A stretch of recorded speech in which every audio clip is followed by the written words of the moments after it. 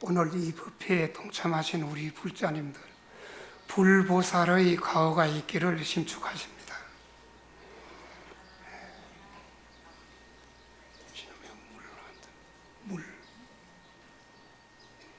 양해 말씀부터 드리겠습니다. 제가 갑자기 목이 좀 그래서 목이 너무 쉬어가지고 이야기를 1시간 동안 할 수 있을지 양해를 해주면 좋겠습니다.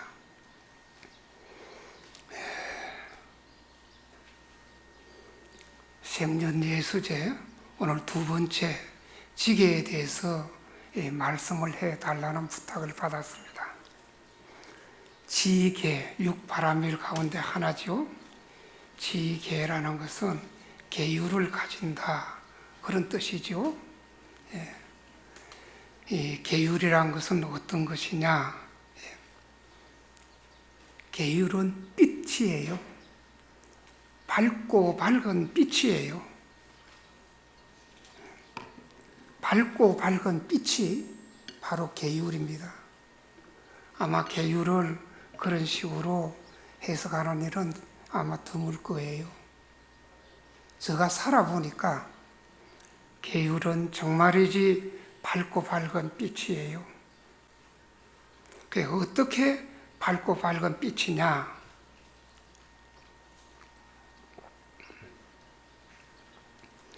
우리가 죄의 어떤 어두움에서 벗어날 때 번뇌에서 벗어나는 길이 바로 계율에 있습니다. 그래서 계율은 밝고 밝은 빛이다. 이 말 한마디면 오늘 본문 끝. 더 이상 할 거 없어요. 지금부터 하는 것은 무엇인가? 흔히 말하는 사족이에요. 뱀의 다리, 뱀의 다리를 붙이면 어떻게 돼요? 그러나 1시간 하라 그러니까 올라온 김에 1시간을 그걸 하겠습니다. 그래서 첫 번째는 계율에 대한 이 개념, 두 번째는 계율을 제정하게 된 10가지 뜻, 그리고 이 계율에 대한 인과, 이 3가지 대목으로 나누어서 말씀을 드리겠습니다. 조금 전에 제가 말씀드리기를 계율은 빛이다. 밝고 밝은 빛이다. 어떤 것이 밝고 밝은 빛이냐? 하라는 것만 하고 하지 말라는 것만 안 하면 그 자체가 밝은 빛으로 바로 내 자성의 길로 가는 거예요. 내 자성의 길, 내 근본 마음자리로 가는 거죠.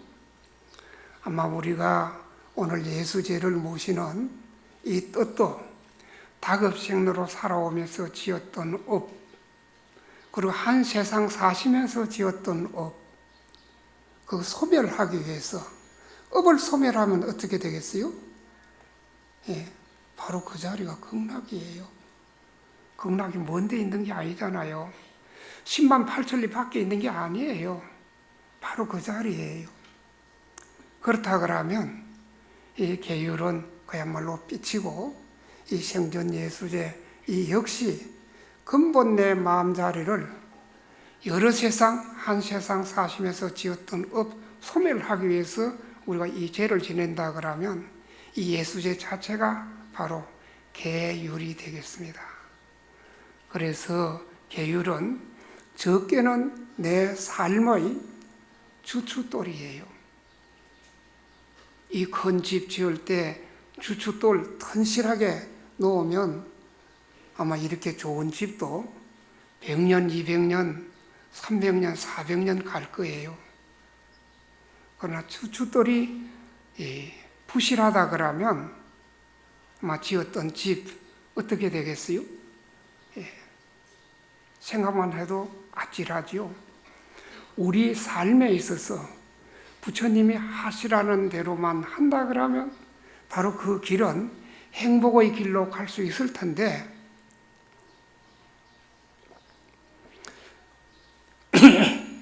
그러지 않았을 때는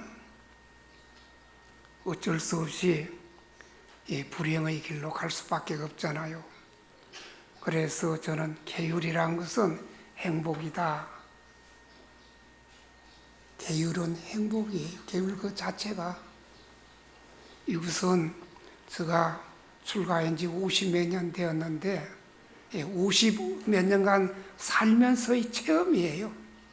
계율은 행복이에요. 요즘 흔히들 조금 앞서간 생각이 앞서가신 분들은 요즘 같은 시대에 2600년 전에 죄송합니다.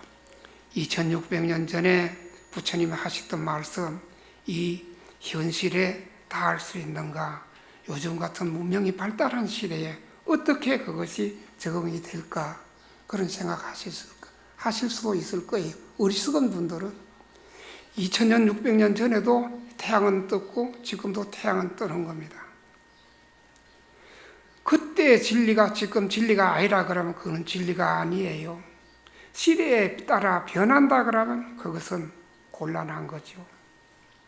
그래서 계율을 지킴으로 해서, 불자는 계율을 지킴으로 해서 바로 자기 행복을 체현하는 거예요. 직접 느끼는 거예요. 제가 여기까지만 이야기했는데 여러분들 얼굴이 너무 굳었어요. 편안하게 들으십시오. 예. 제가 이렇게 딱딱한 사람은 아닌데 오늘 서두를 이야기하자 보니까 이렇게 되었습니다. 예, 저는 딱딱한 사람 아니에요. 저 국화꽃만 봐도 감성이 거해서 나이가 80이 가까운데도 국화꽃 향기만 그래도 눈에 눈물이 핑 돌 정도예요. 그 정도 감성이 부드러운 사람인데, 예, 그래서 때로는 시도 써요. 그런 사람인데 이렇게 딱딱한 이야기를 해서 여러분들 관상이 굳어지는 걸 보니까 미안하기도 하네요. 그래서 계율이란 것은 우리들의 근본 업을 풀어주는 거예요. 업을 풀어준다. 예, 정말이지 계율을 계율답게 잘만 지킨다 그러면 아마 여러분들은 3기계, 5계 또는 10선계, 10중대계 또 48경국의 이 대승보살계를 받았을 거예요. 이것만 잘 지킨다 그러면 그것 자체가 어떻게 되느냐? 바로 업을 풀어주는 길이에요.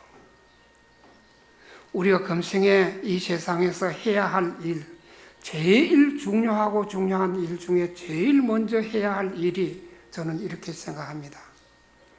내 자신의 업을 푸는 일. 다급생도로 살아오면서 한 세상 사시면서 지었던 업, 그 무명, 예? 푸는 일, 그 업 푸는 일이야말로 제일 지중한 일이 아닌가. 솔직히 크게는 부처님 말씀 전부가 계율이에요. 적게는 3기, 5기를 비롯해서 사미들은 10개, 또 비구들은 250개, 비구니들은 348개, 또 일반 우리 신도들은 10중대계와 48개 그렇게 나눕니다만은, 그러나 큰 의미로는 부처님 말씀 전부가 계율이에요. 그 계율대로만 따라만 가다 보면, 시키는 도 하다가 보면, 아이고 스님, 지금 세상은 그 계율대로 살 수가 없습니다. 그렇게 아마 반응을 하는 것 같아요. 여러분 지금 마음을 보니까. 제가 관상은 볼 줄 몰라도 여러분들은 마음은 볼 줄 알아요. 저 관상 볼 줄 모르니까 이거 보러 오지 마십시오. 예. 업을 푸는 일, 정말 불자로서 사람으로서 꼭 해야 할 일 중에 그것이다 생각하고, 그야말로 계율을 지키는 일은 복을 짓는 일이에요. 복도 어떤 복이냐? 유루복이 아니에요. 있다가 없어지는 복이 아니고 무루복, 아마 많이 들었을 거예요. 하염없는 복을 짓는 것이 바로 계율이에요.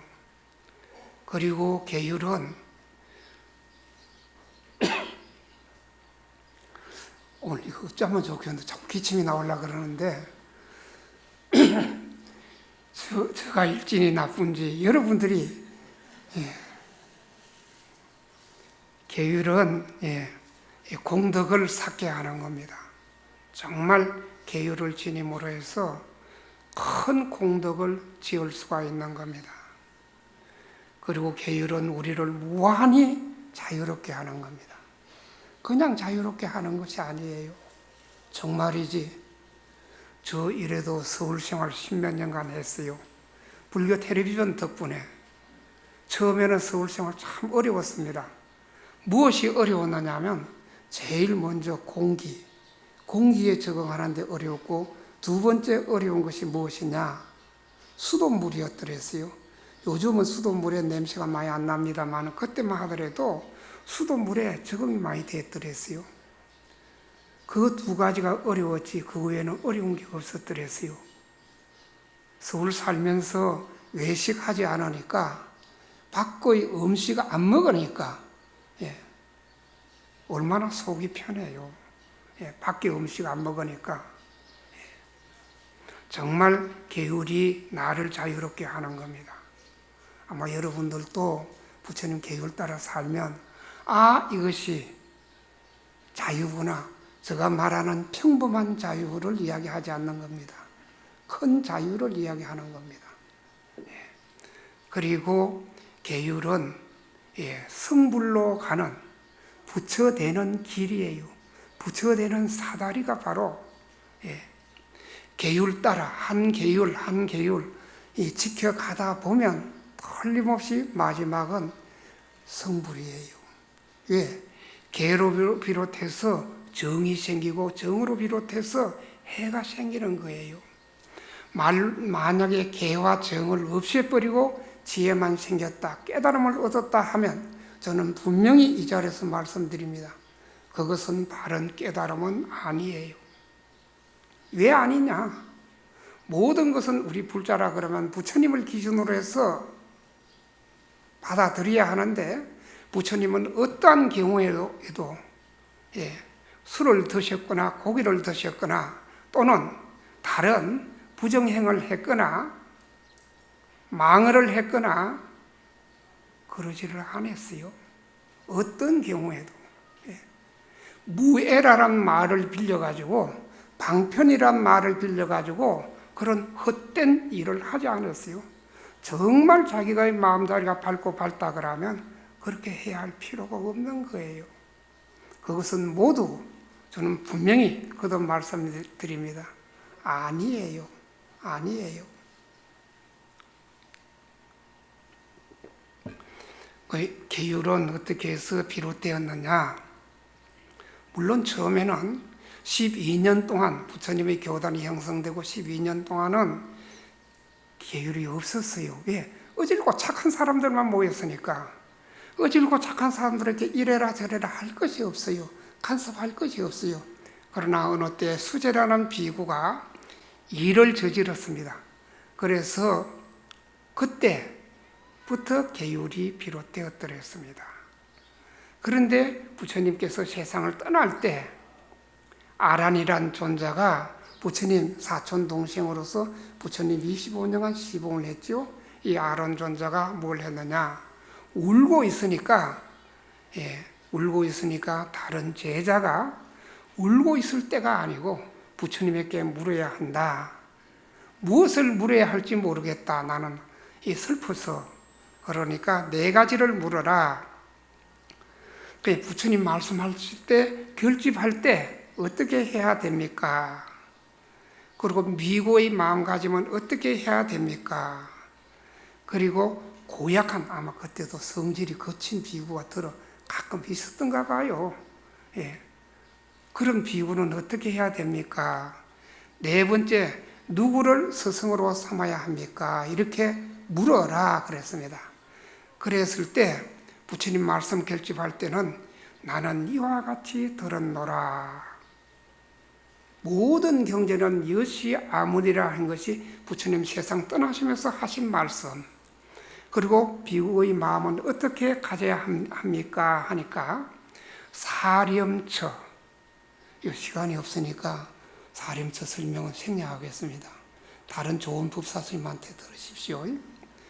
그리고 고약한 비구는 어떻게 해야 됩니까?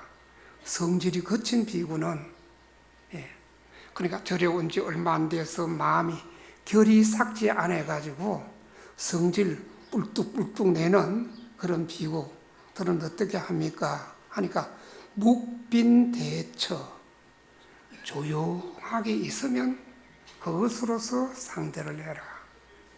여러분 처사님들 혹시 욱하거든 대처하지 마시고 가만히 염불만 하세요. 서로 부딪히다 보면 어떻게 하나? 부딪히다 보면 서로 마음 상해요. 그리고 마지막으로 누구를 스승으로 삼습니까? 하니까 위계이사, 계율을 스승으로 삼아라. 그렇게 말씀을 하셨어요. 그래서 계율이 우리들의 스승, 그 부처님 세상 마지막 떠나시면서 하신 말씀, 계율을 스승으로 삼아라. 그래서 계율이라는 것은 덕의 근본이요, 도가 계로부터 말미암는다. 그렇게 말씀을 하셨어요. 그 계의 그릇이 견고해야 선정의 물이 맑아지고, 선정의 물이 맑아져야 지혜의 달이 뜨게 되어 있습니다. 그런데 적게는 소성계 또는 대성계 이렇게 나누어집니다. 물론 부처님 당시에는 소성, 대성 그런 게 없었거니와 소성계, 대성계란 말 자체도 없었더랬어요. 우리 중생들이 소성, 대성 그렇게 나누었을 따름이에요. 소성계는 삼위, 10개, 비구 250개, 비구니 348개, 그렇습니다. 그럼 대성계가 어떤 것이냐? 여러분들 아마 십중대계와 동시에 48경국계 보살계를 받으셨을 거예요. 그것이 바로 대성계예요. 그런데 이 소성계는 직접 스님으로부터, 그때는 부처님으로부터, 지금은 스님으로부터 받아야 하는 겁니다. 그런데 대성계는, 대성보살계는 어떻게 받느냐? 사람들만 받는 것이 아니고 어디까지 받느냐? 축생들도 받아요. 산중에 스님들 참 할 일도 없다. 축생들한테 무슨 계를 설하느냐 이렇게 생각하실지 모르겠습니다만은, 법망계에 보면 일체 중생, 시류성불이라 그러잖아요. 다 불성의 종자가 있기 때문에 다음에 부처될 종자. 그래서 부처님은 나는 이미 깨달은 부처요, 그대들은 다음에 깨달을 부처. 그렇게까지 말씀하셨죠. 그런데 이 대성계는 또 저 영가분들까지도 다 받습니다. 영가분들에게, 아마 영가분들에게 계를 일러준다. 영가 부모는 많이 들으셨을 거예요. 영가들에게도 계를 일러줍니다. 그럼 영가분들이 아주 좋아합니다. 기뻐합니다. 영가분들이. 그런데 이 대성계의 특색 가운데 만약에 천리 안에서 계를 설할 사람이 없으면 서상계를 받을 수도 있습니다. 서상계. 어떤 것이 서상계냐?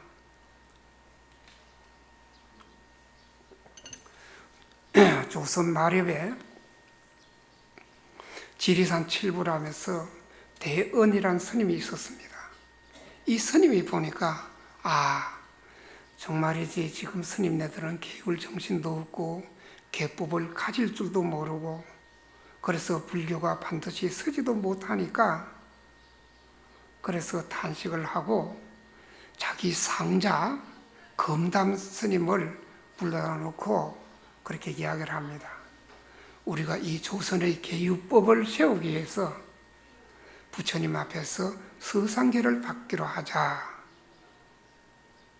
그 서성과 상자가 이 뜻을 모아서 서상계 받을 것을 발언을 하고 부처님 앞에서 기도를 합니다. 서상계 어떤 것이냐? 서기로운 기운이 온다는 뜻이에요. 어떤 것이 서기로운 기운이냐?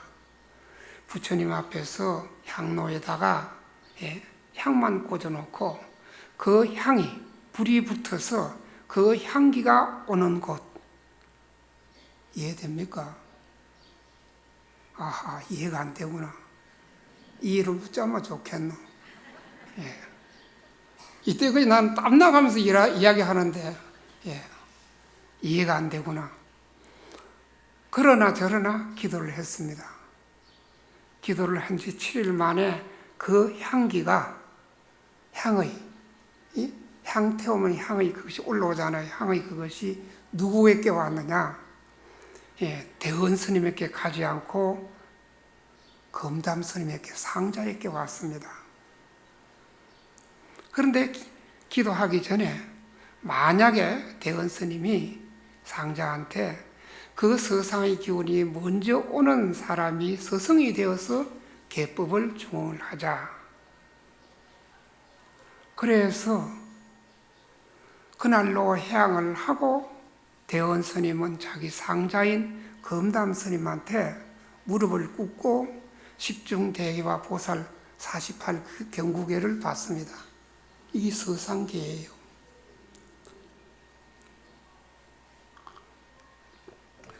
가까이는 이 서상계를 실현하신 분, 자자 운자, 자비로울 자자 구름운자를 쓰셨던 이 자운대율사 스님, 아마 자운 스님한테 이 법문 들으신 분 있을지 모르겠습니다. 이 자운 스님이 오대산에서 이 기도를 했습니다. 100일 기도를 했을 때 99일 되었을 때 문수보살이 나타나서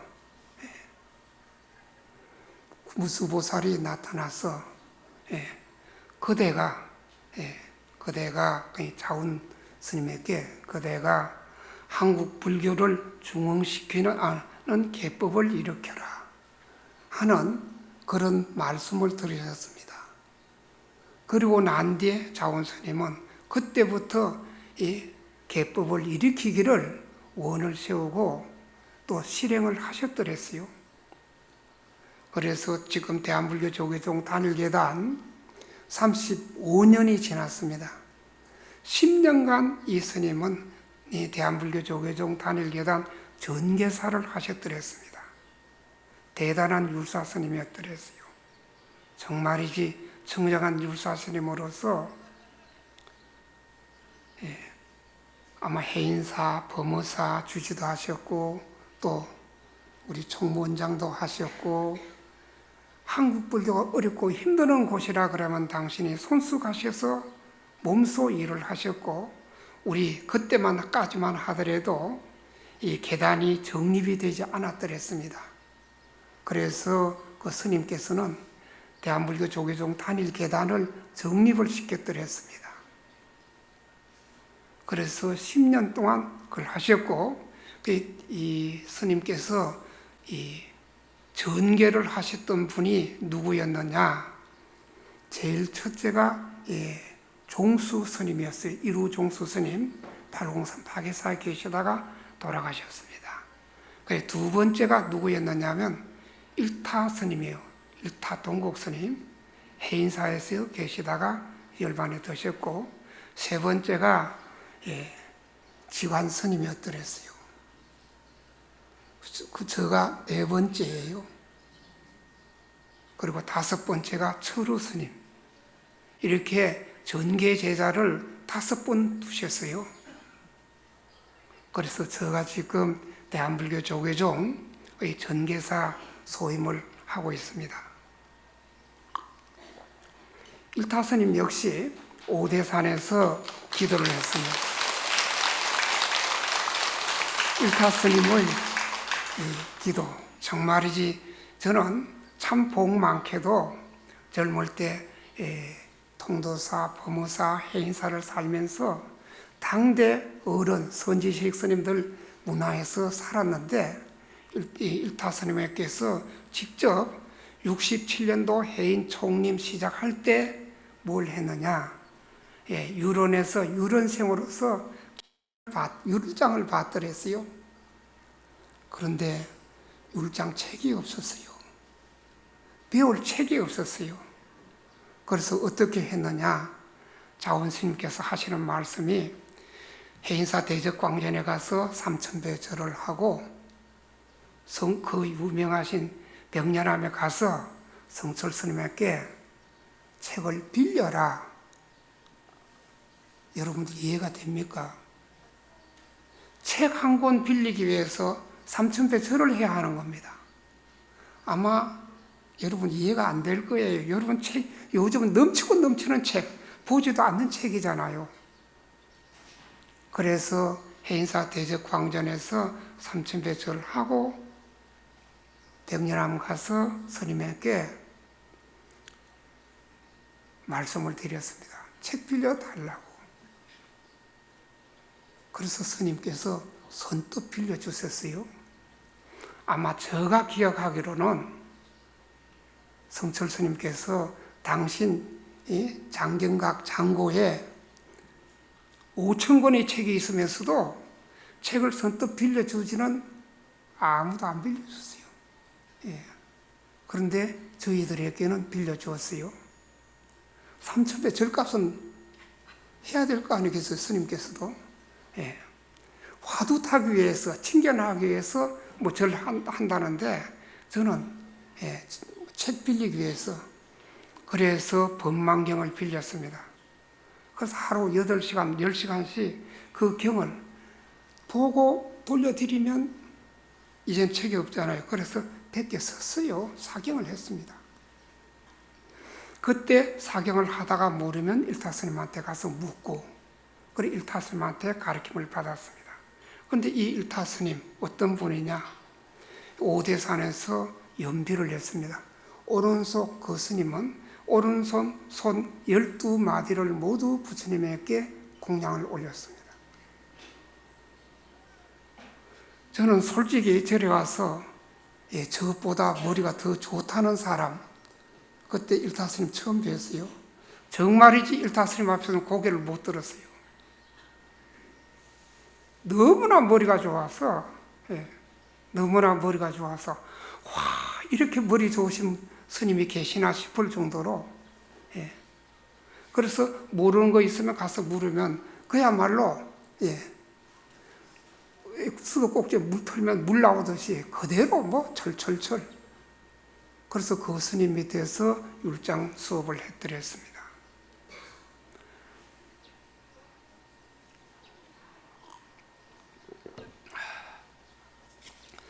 거기까지만 이야기하고 시간이 없으니까 다음은 부처님 계율의 10가지 뜻. 왜 10가지인가? 그걸 흔히 하문 표현으로는 19의 그렇게 표현합니다. 이 계율을 제정해야 하는 목적이 어디 있는가? 제일 첫째가 성가를 거두어 드리기 위해서.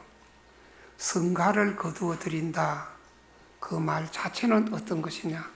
수행자의 모든 마음을 한 극으로 모아드리기 위해서. 그렇지 않으면 뿔뿔이 흩어지니까 자기 생각대로 살기 때문에 염주알 흩어놓으면 어떻게 돼요? 자기 마음대로 굴러가잖아요. 한쪽에 한 실에다 다 껴놔야 염주가 되잖아요. 그러다시피 흩어져 있는 모든 성가를 한쪽으로 모으기 위해서 이 계율을 제정한다. 두 번째는 성가를 기쁘게 하기 위해서. 출가해서 수행한 스님들이 기뻐하기 위해서. 왜 기뻐하느냐? 바른 수행을 하면 기뻐하는 겁니다. 바른 수행을 하면. 바른 수행을 하지 않으면 어떻게 되느냐?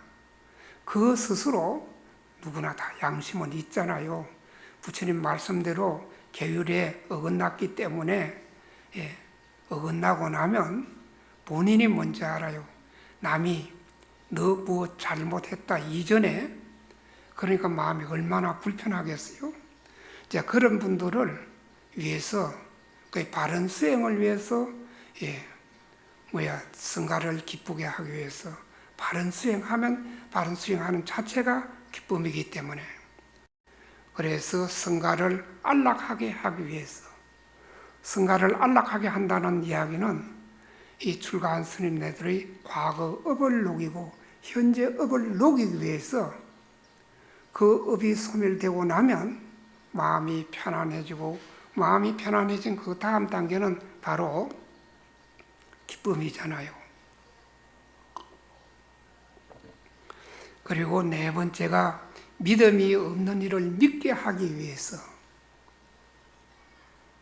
그래서 여러분들 절에만 다니면 절에 다니는 분, 그래서 절에 다니시면서 3기 또는 5계를 받으셔야 하는 겁니다. 거기서 조금 더 나가면 보살계를 받으셔야 하고, 그 보살계를 받아야, 그래야 불자가 되고 보살이 되는 겁니다. 그렇지 않으면 그저 절에 다니시는 분, 가끔 보면 결혼하지 않고 그냥 사랑의 힘으로 사시는 분들이 있잖아요. 이런 분들 보면 결혼식 올리는 거, 그것이 원이라 그래요. 그런데 절에 다니면서 만약에 계율을 가지 않는다 하면, 결혼을 했는데도 결혼식을 올리지 않은 분, 그렇게 생각하면 될 겁니다. 그래서 믿음이 없는 일을 믿음이 있게 하기 위해서, 그리고 믿음이 있는 일을 믿음이 더 굳건하게 하기 위해서 계율이 필요한 겁니다. 그리고 여섯 번째는 조복하기 어려운 일을 길들이기 위해서. 아마 여러분들 5살, 6살 미운 오리 새끼에서 애 키웠을 때 말 잘 안 듣잖아요. 말 잘 안 듣는 아이 어떻게 길들여요? 그리고 우리나라에서는 중학교 2학년이 무서워서 김정은이도 우리나라에 못 내려온다 그러잖아요. 그만큼 자기 마음대로 그런 그런 이들을 위해서 어떻게 하느냐? 조복하기 어려운, 아마 부처님 당시에도 성격이 거친 비구들이 있었던가 봐요. 이런 이들을 위해서 꼭 계율이 필요하다. 그리고 그 다음에 부끄러워서 근심하는 일을 안락하게 하기 위해서. 수행자도 살다가 보면 실수할 때가 있고 잘못할 때가 있잖아요. 그러면 영혼이 맑을수록, 마음자리가 착할수록 아주 적은 것에도, 실수에도 마음의 상처를 입습니다. 자, 그런 경우 어떻게 해야 하느냐? 부끄러워서 근심하는 이들을 편안하게 해주기 위해서. 어떻게 편안하게 해주느냐? 참회법이죠. 참회를 하게 함으로 해서 그네들이 편안해지잖아요. 그리고 그 다음에 여덟 번째는 현재의 번뇌를 끊게 하기 위해서. 지금 우리는 번뇌 속에 살잖아요. 지금 가지고 있는 이 번뇌를 끊게 하기 위해서 계율이 필요하다. 그리고 아홉 번째는, 저 이야기하니까 좋으시는 분이 계시는데 마음껏 좋으십시오. 괜찮아요. 좋으셔도.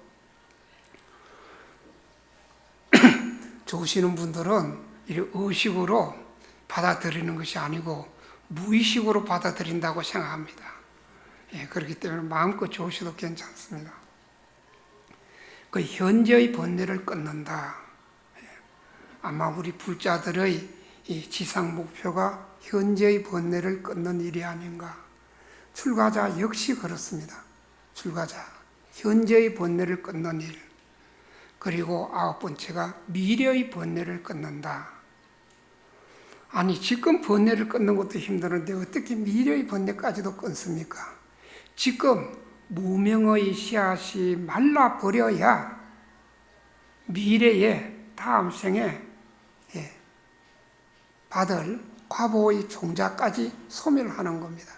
그것이 바로 미래의 번뇌를 끊는 일이에요. 그리고 10번째가 무엇인가?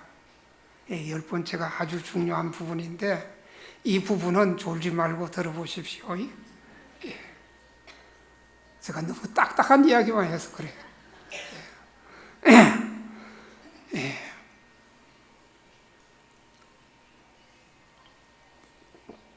10번째는 부처님의 바른 법, 정법이라 그러죠.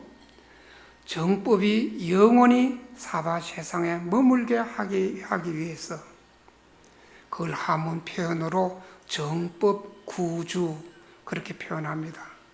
저는 솔직히 한문 표현은 별로 좋아하지 않습니다.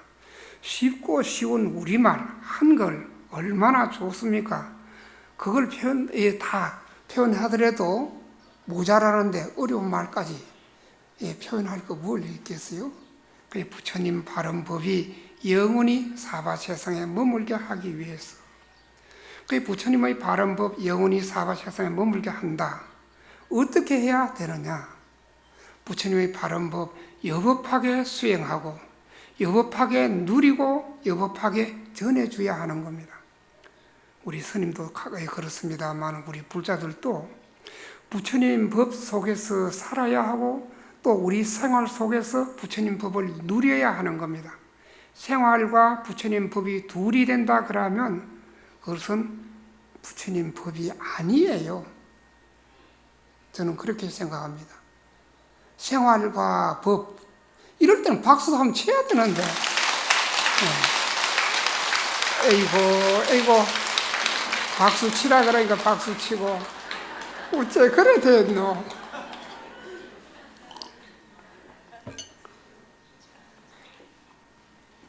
제가 너무 딱딱한 이야기만 하니까 아마 듣기가 거북해서 그런 건가 봐요. 그리고 마지막으로 살도음망주 이 5가지 5개가 부처님 말씀의 계율의 기본이 되겠습니다. 이것에 지켜야 하는데 소승계는 어떻게 하느냐면 내가 직접 살생을 하지 않으면 되는 겁니다. 내가 직접. 그러나 대승계는 어떠냐?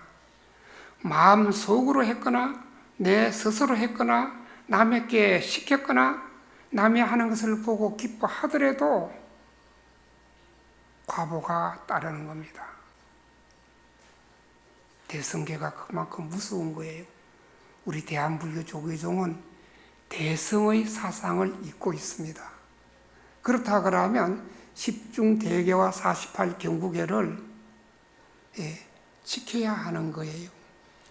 계율이 지켜지지 않으면 성단이 어지러워요. 그러나 계율이 제대로만 지켜진다 그러면 성단은 조용하고 발전할 수밖에 없는 겁니다. 그런데 이 살생계를 만약에 어겼을 때 제일 첫째, 업이 무거워진다. 정말이지 우리 불자들로서는 다른 것은 몰라도 이 살생계만큼은 꼭 지내야 한다. 요즘 흔히 레저 스포츠라는 이름으로 낚시도 하잖아요. 또 사냥도 하잖아요. 그래서 제가 TV에서 보니까 우리 불교 TV는 그런 거 안 나와요. 일반 TV에 보니까 뭐라 그러더라. 이 문어가 뭐고 그게 펄떡펄떡 뛰는데 그 위에 풀풀 끓는 물에 넣어가지고 그것을 맛있다고 먹어요. 정말이지 저는 그거 볼 때마다 여러분들 그거 드신 분 있는지 모르겠는데 드신 분들은 오늘 이 법회 잘못 오셨어요. 저 과보를 다음 생에 어떻게 받을까? 여러분들은 어떻게 생각하실지 몰라도 저 과보를 다음 생에 어떻게 받을까 하는 생각을 합니다. 제가 몰라서 그런 생각하겠어요? 그리고 살생 그랬을 때 단명의 과보를 받거나 비명액사의 과보를 받습니다. 그렇지 않으면 병이 많거나 그렇지 않으면 큰 일을 할 때 성사가 되지 않아요. 뜻한 바대로 되지 않아요. 이 살생의 과보 정말이지 무서운 겁니다.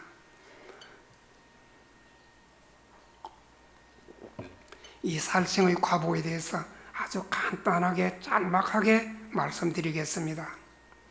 일타스님, 저희 스승이죠. 일타스님이 그분은 한 집안에 49분이 출가를 했습니다. 그리고 일타스님은 14살에 절에 오셨어요. 5살 때 마을에 탁발하는 스님이 오셔가지고 천수경을 외우니까 5살 먹은 아이가 나가서 그 탁발하는 스님 따라다니다가 천수다란이를 다 외웠다 그래요. 그럴 정도로. 그리고 학교에 가서도 장기 자랑할 때 천수다란이를 했다 그래요. 그러니까 다른 친구들이 너는 깎아줌 하고 그걸 했다 그럽니다. 그런데 이분이 14살에 절에 왔는데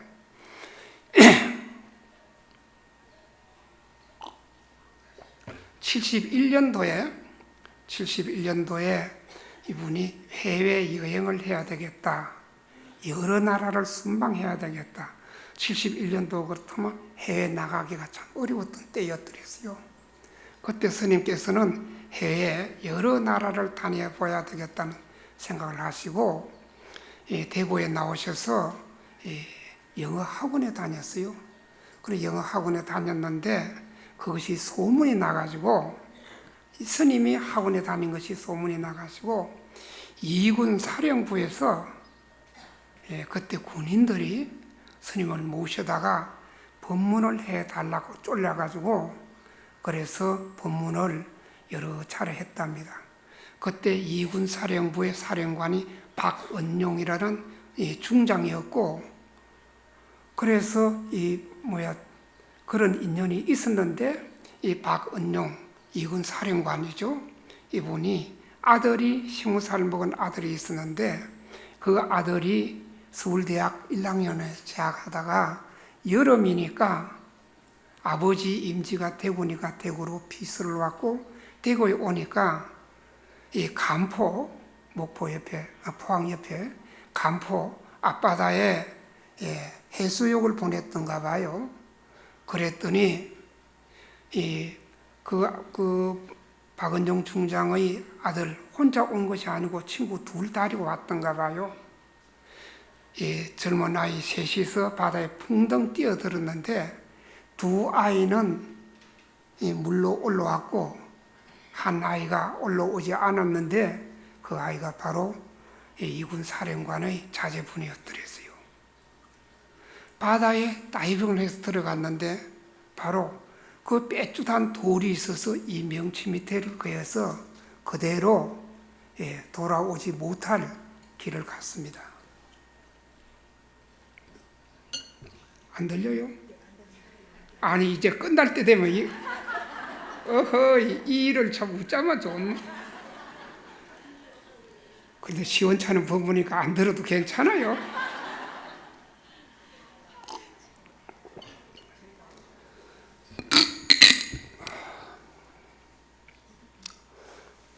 그래서 팔콘성 동화사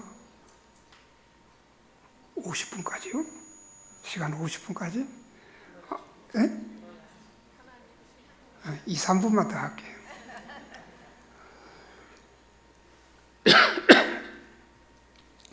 팔공산 동화사 봉수로에서 49제를 지냈습니다.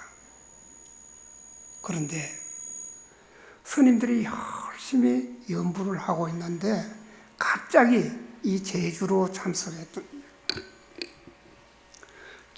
참석했던 이군 사령관이 벌떡 일어나더니 이놈의 새끼, 모가지를 싹둑 비틀어서 죽여도 시원치 않을 놈, 고래고래 감을 지르고는 그냥 행안이 나가버리는 거예요. 그런데 그분이 그렇게 스님들에게 무례를 저지를 정도로 막대먹은 사람이 아닌데 그날은 그렇게 했습니다. 그날 밤에 이군 사령부 헌병대장을 해인사로 보내가지고 일타 스님을 모시고 오게 한 거예요. 그 산중에 스님들이 신도가 야밤에 보자 그러면 무슨 큰일이 있구나 짐작을 하고 온 겁니다. 와서 보니까 이군 사령관이 계시는 관저에 방에 전기를 꺼뿌리고 촛불은 켜놔놓고 자복 하나 펴놓고 스님이 들어가니까 스님 앉으십시오. 저는 스님에게 큰절을 하겠습니다 하고 삼배를 하고는 오늘이 저희 아들 49제 날입니다. 팔공산 동화사 봉수로에서 제를 모시는데 20년 전에 내가 죽였던 부관 같으면 비수예요.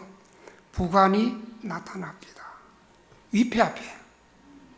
위패 앞에.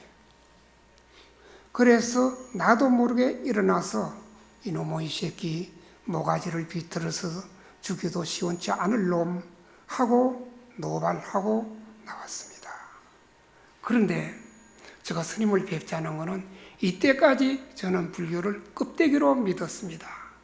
교리적으로 지식으로만 받아들였다 이겁니다.